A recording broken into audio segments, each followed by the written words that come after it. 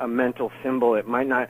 It's one of those mental pictures, like if I try to picture the feeling of metal in my mind, or the feeling of a certain type of wood in my mind. There's a mental symbol for it. I don't actually see the feeling. The sense of touch isn't something that you can see in most cases, but there is a symbol of it in my head, and I think that that's the kind of thing a person has to develop, and it just takes a lot of practicing and a lot of thinking about music and a lot of giving love to music. I think music's always there for anybody who puts in the time and the work, and I think there's many paths to get to very similar places.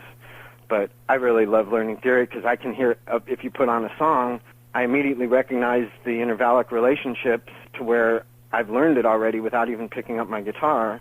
And yeah, well, you know, it's possible that somebody can do that without knowing those things, but it's all just so clear to me, you know? It's right. Like, I'm really grateful for that, and I don't think it would be as sharp of a sense as it is without knowing those things, you know? And I think it's only been a recent phenomenon in a lot of ways amongst people who really work hard at music that they've gone so far with it without learning things, because there was a time where if you really wanted to do something big, other than like folk music or something, you had to learn how to read, and you had to learn how to write music, and you had to, you know, learn harmony and learn how to orchestrate it. And those things didn't limit, you know, people like Beethoven and Mozart and Stravinsky, and they only help. Like I said, but like I said, you do have to go through a period of strain for a while, and to really get the ideas digested, you might have to put your creativity on the side for a little while, you know. And if you're not willing to do that, then it's not a good idea to learn it. But if you're 15 years old or 16 years old or 17 years old, there's just no reason not to learn that stuff, because yeah, you might have a couple of years of not being as creative as you were before, but how much you're able to do with it once the ideas are digested and then it's not a strain to think about them anymore, you know, it's wonderful.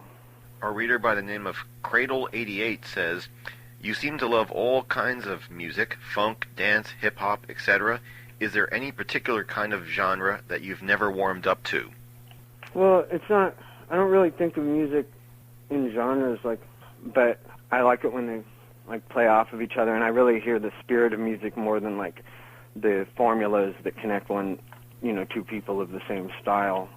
Mainly, I just don't like it when it sounds to me like music is being made in order to impress people, or in order to please business people, or in order to please the masses or whatever.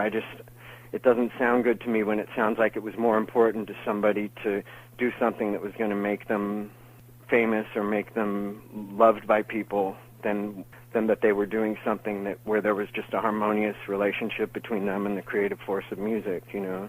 And that's a real apparent thing to me when it sounds like somebody's making music for the wrong reasons. I hear it right away. I think there's another thing that, besides the personality, that too much emphasis is placed on is the style of music that somebody's doing, or the way they dress, or the radio station they would be played on, or the section they're in the record store. To me, the real important element of music is the energy behind it, and a sensitive person who loves music can feel that. And you know, you just know the difference when you hear a band at a point in their career where they were doing it for the right reasons, and at the point in their career where they were doing it for the wrong reasons. It's plainly apparent, you know, and that's the style of music I don't like, is when I just feel like somebody's doing something just because they're getting paid a lot to make that record or whatever, or because they think it's going to make everybody love them. But I guess what this person is asking is, back in the day when there was Tower Records, say, would you walk in and not go to a certain section because, I'm just not into that kind of music? Well, I go through phases of things. No, I'm real open-minded about music, you know. Mm-hmm. I like all types of music, and like I said, I just don't divide it up in my head that way. I like all kinds of things that would, you know, there's very few of my friends who would like. I don't think there's any of my friends who would like everything that I like. I've just always been like that. I love a huge variety of things, you know. A reader by the name of Vivi says, 4 years ago, you said that your lyrics were a big joke. Do you still feel the same way?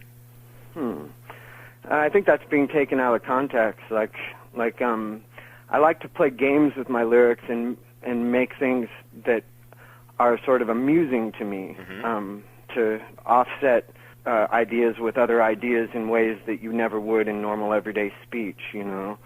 Ever since I started really having fun writing lyrics, it's always been in a way to sort of put ideas together that seem contrary to one another, or to do things with words, like I said, that would be ways that you'd never be able to put them together in everyday speech, but somehow the ideas are informed by the quality of the music that they're joined with.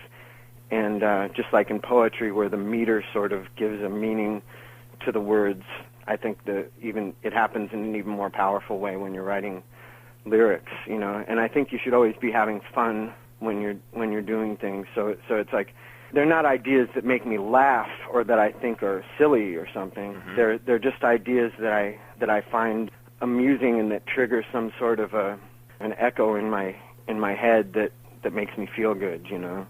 Dalgard asks, how much do you play in a particular day? Do you have any kind of set process for your playing? You know, it's always different. I mean, sometimes I'll spend a lot of time with another instrument besides the guitar, and that'll have just as dramatic of an effect on my guitar as if I was playing guitar. I remember the time we were doing that By the Way album, I was playing piano a lot, and it really helped the way that I saw chords on the neck of the guitar, just because chords make more sense on the piano and you can get a bigger picture of them than guitar, and then you can push yourself with doing certain types of stretches to incorporate the same types of intervals that are really easy to grab on the piano. You can apply those to the guitar, you know. It's always different, but I think about, and also sometimes it's just as good to be thinking about music as to be actually doing it, you know. Sometimes just sitting there listening to music a lot, you can learn just as much from as playing. But when I was a kid, I used to practice somewhere between like 8 and 15 hours a day, mm-hmm. and I'm not really any different now, you know. Whether it's on one instrument or the other, or whether it's mixing, or whether it's like messing around with a synth or something, I'm doing music all day long every day.